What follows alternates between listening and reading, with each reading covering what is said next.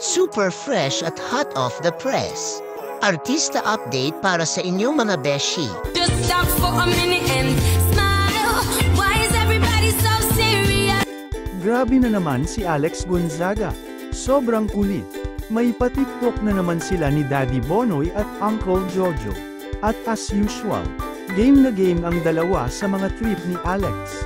Literal na literal nilang ginawa ang kanta ni Jessie J na price tag, as in may actual price tag na pinakita ang daddy.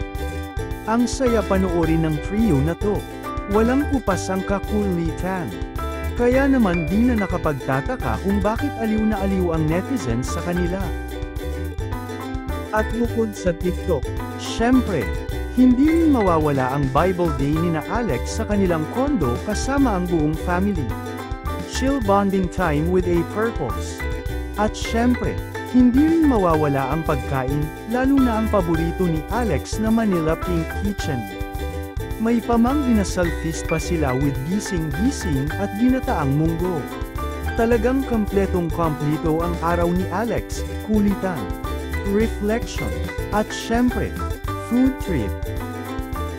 Study, it's chicken inasal and gising-gising from Manila Pink. Super sarap ng inasal din ni Manila Pink, tsaka gising-gising. So there. Meron din kaming ginataang munggo from Manila Pink.